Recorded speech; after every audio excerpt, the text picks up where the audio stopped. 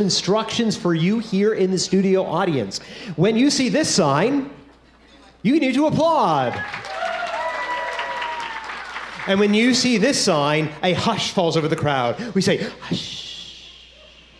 Excellent. In anticipation. Perfect. And there's one more. When we roll our opening credits right after we thank our sponsors, we are going to say, it's the, and we need to say, Mod Debaters. Ready? We're going to try that. It's the Mod Debaters. Perfect. Excellent. Excellent. We're getting a signal. Yep, we are ready to go. We are live and rolling. We are going.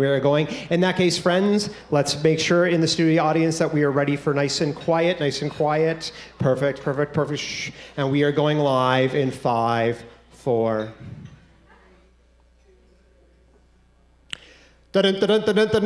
Live from Regional Living Skies Regional Council. It's the And let's meet our hosts. I'm Doug E. Baitable, and I'm Iona Pugh.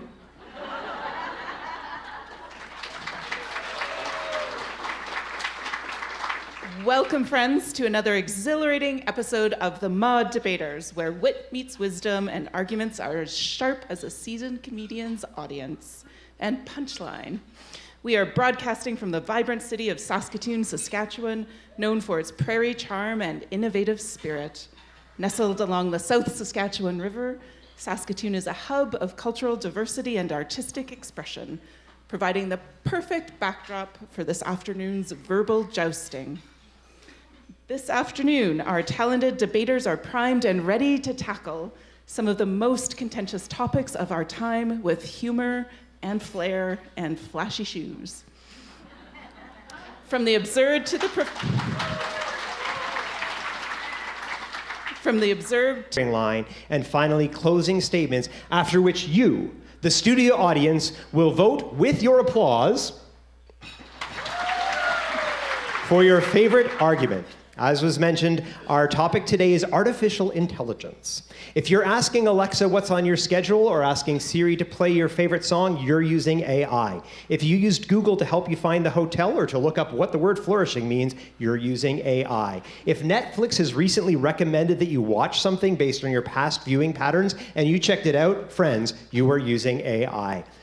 But though ambiguous or ubiquitous, and a little bit of both, maybe. As of now, artificial intelligence does not possess self-awareness. AI systems are good at processing large amounts of data and performing tasks with remarkable accuracy, but they lack consciousness and the ability to introspect or understand their own existence. But many wonder if that will change, including the ChatGPT that we used to write this opening monologue. So here is our question. Whereas AI is not currently aware of its own existence and unable to have human emotions, be it resolved that should AI become self-aware, it should be eligible for commissioning and ordination in the United Church of Canada. Jordan, you are arguing for this. You have 2 minutes.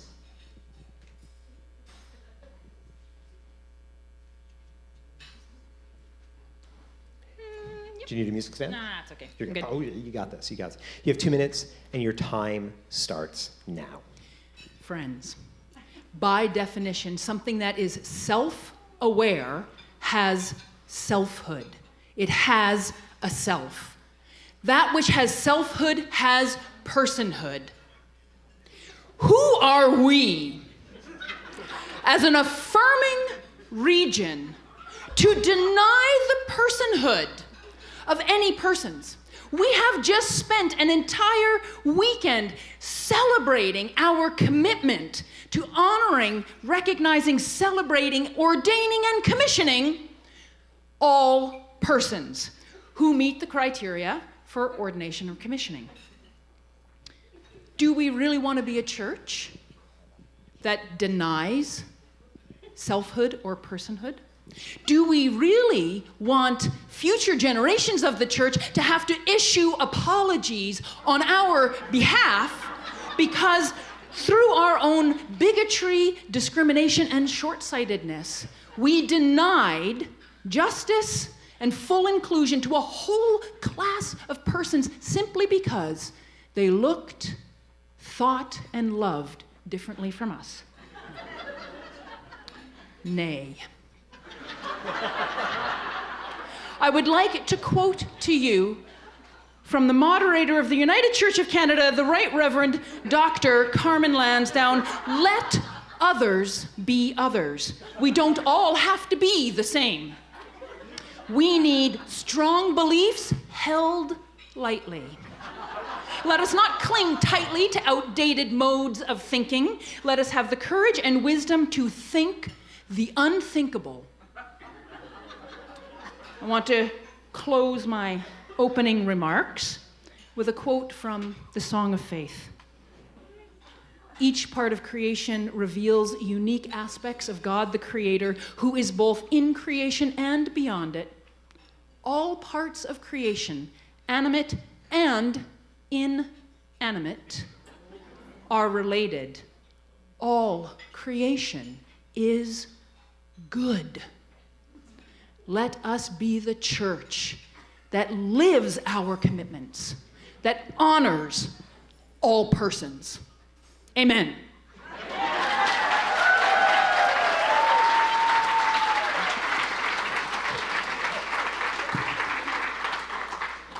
Thanks, Jordan. And now here to tell us why your Alexa might seem intelligent, but that's just artificial. Here's the only occasionally wrong, Right Reverend Dr. Carmen Lansdowne. No disrespect to my learned colleague, but I have to disagree. While we may afford personhood to corporations, we had only to watch the movie The Corporation by Joel Bakan to realize that corporations given personhood can actually be quantified as psychopaths under the DSM-5. Do we really want to extend the same personhood to a non-sentient created algorithm that does not have human compassion, empathy, or discernment? A huge percentage of ordered ministry in the United Church of Canada is providing pastoral care and discerning the movement of the Spirit among us. Do we know, in fact, that these algorithms can discern the presence of the Holy Spirit? No, we do not. For example, Siri, hey Siri, what's the meaning of life?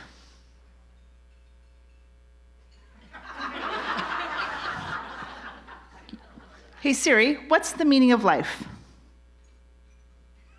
No one knows for sure, but there's no harm in some extra love for your family, your friends, and most importantly, yourself. Okay, it wasn't the worst answer. Hey Siri, what's the meaning of life? Hey Siri, what's the meaning of life? She's not cooperating very well. Hey Siri, what's the meaning of life? That make you stop wondering what life is all about and instead just start enjoying life for what it is. However, you can see that Siri is both unreliable and inconsistent, and in fact, sometimes when you ask Siri the meaning of life, she will say, all signs point to chocolate. Is that really the type of pastoral care and wise theological guidance that you're looking for as a church? I don't think so. Lastly, I mentioned this morning that we are all very good at grounding ourselves theologically and biblically. And I just have to say that there is no way for us to celebrate the presence of this so-called algorithmic person as the sacramental being of who we recognize in humanity, right? I've been preaching over and over again this spring about the importance of, even when we disagree, even when we are in conflict, even when we come from these diverse backgrounds where everybody has a story that will break your heart and everybody has a story that will bring you to your knees, that we need to see each other as sacramental.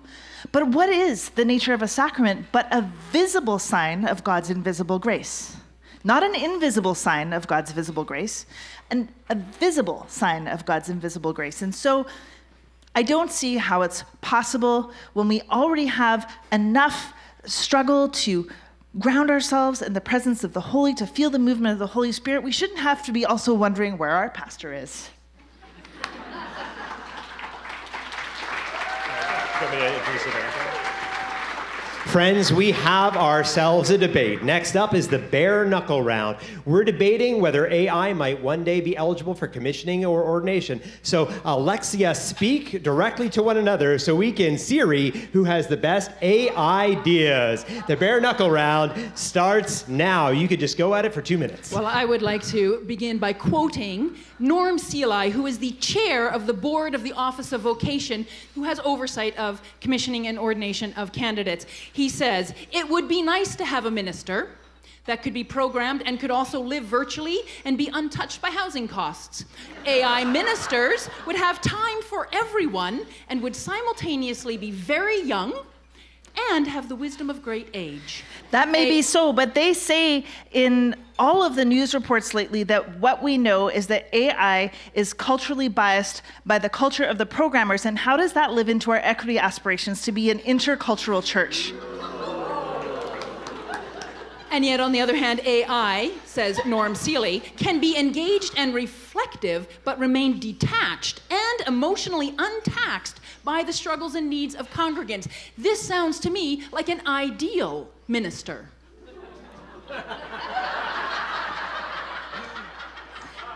And I have here in my hands... You are part of a division of the general council offices of the church that is all about telling us that our vision for the future needs to be about human connection and developing community and not to be driven by the dollars and cents. And so I don't think that the housing costs of AI ministry personnel should be a driving force in our considerations for ordering AI. But think of the capacity for growth. AI can grow exponentially, and I am all about the growth. But I do have in my hands is also responsible the for churches. AI is also responsible for deepening political and social polarization because it predicts what we're going to say and it creates mini echo chambers that drive people further and further apart instead of bringing them together. And that is why we have ethical standards of practice and a candidacy pathway. And I would just like to note that within we're not saying we're going to ordain or commission all of AI, just like we don't ordain or commission all persons of any species or iteration. 5 seconds left. We have a discernment process, All right, St. and it Jordan does of not Assisi. require humanity, simply personhood. I will close with this question. If AI was your pastor, who would go into the alley in the puddle, pick you up, gently kiss you, and leave you on the put you gently on the grass of the community that holds you? My minister would send someone.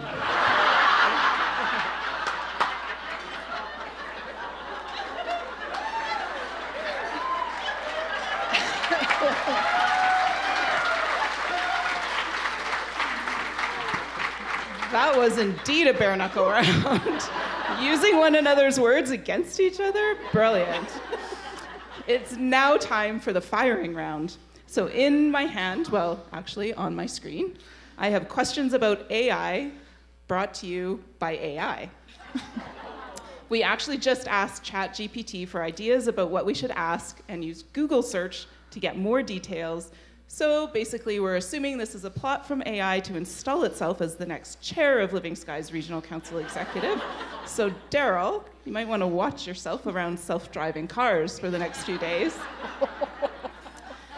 Debaters, you'll get points for accurate answers, but even more points for answers that make us laugh. Question number 1. According to the website makeuseof.com, what are 3 things you can do to tell a song was written by AI instead of a human? And we'll start with Carmen. We can ask, first of all, if the song was created before AI was invented. That's a surefire way. That's one way. We can ask the knowledge keepers who are real embodied humans in our midst the songs that they remember that were created before AI. And we can ask AI to tell us.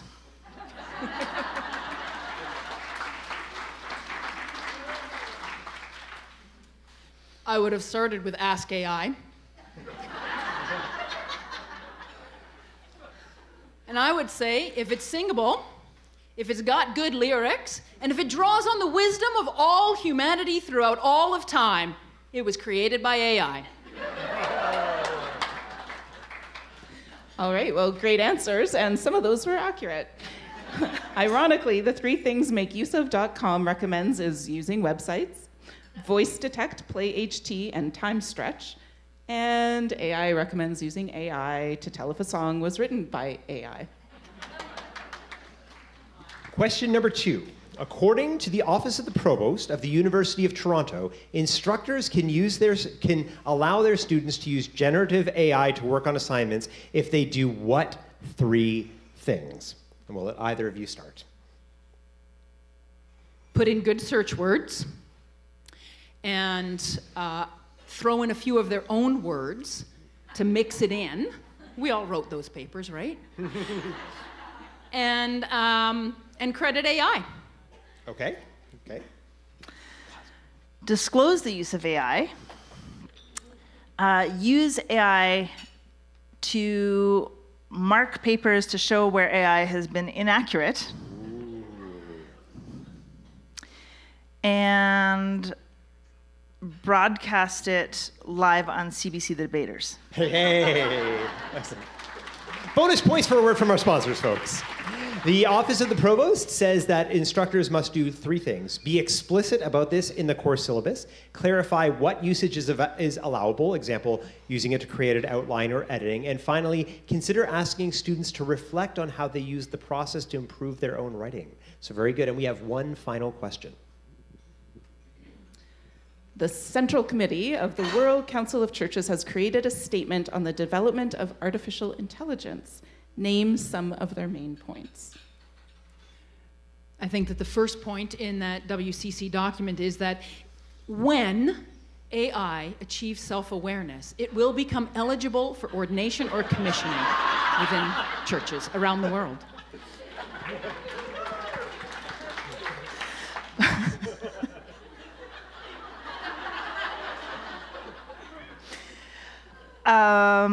The second point is that AI must always be used in order to build consensus and to ensure that the most marginalized voices, including those stodgy old Orthodox archbishops, are encountered and included in the body of Christ.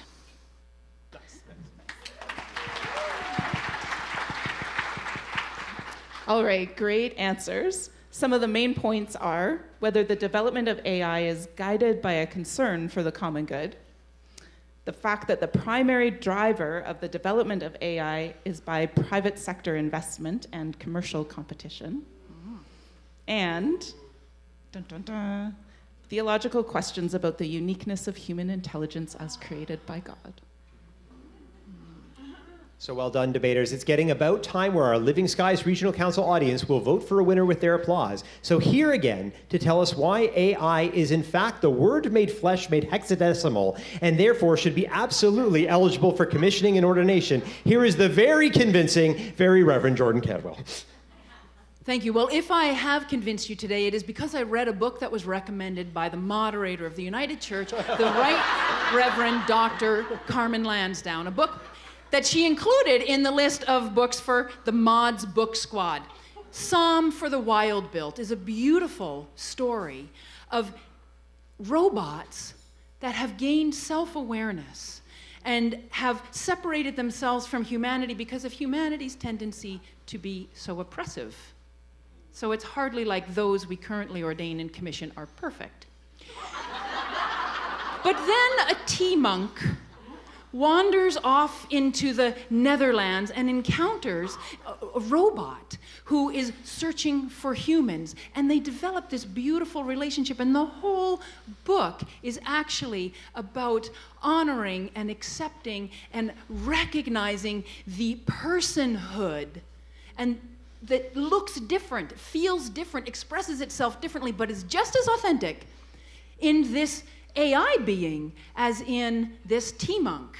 And in fact, it is the book that convinced me, convicted me, nay, practically wrote my arguments. So thank you, Carmen, for assigning that book as part of your book squad, because that is how I came to appreciate value and look forward to the day when AI would gain self-awareness and join the ranks of our clergy. And I personally look forward to the day that this church elects its first AI moderator.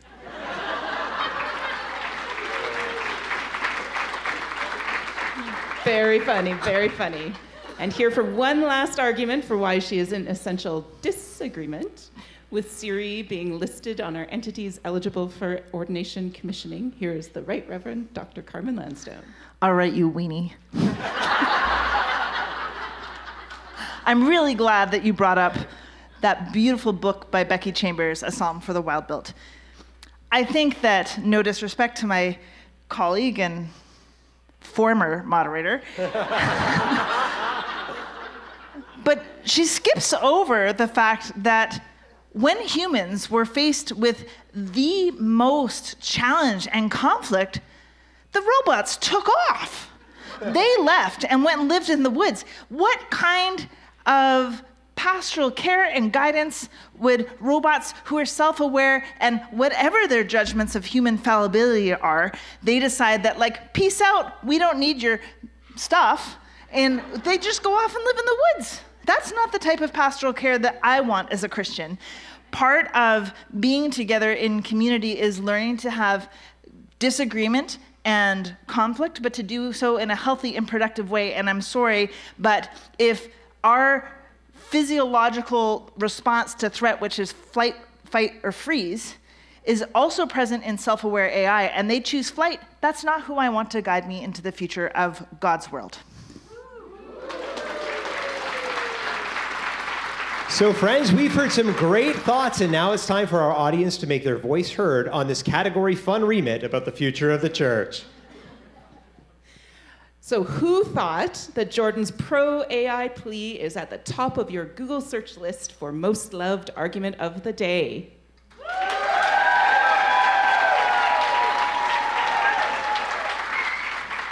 And who here, by applause, thought that Carmen's argument, even though it lacked both a PowerPoint or video, is hands down the winner of the day?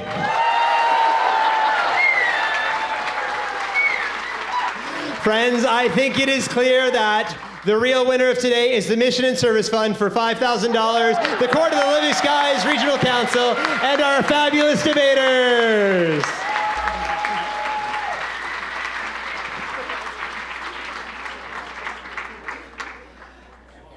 And we will be returning you back to your regularly scheduled flourishing workshop shortly. So you have a moment or two. All right, give me 1 second to collect my thoughts. We'll return back here. So if you have any last taking care of your body, stand up, stretch, go to the bathroom, refill your water, then we'll gather back here in like 5 minutes. Okay, also there's apparently lots of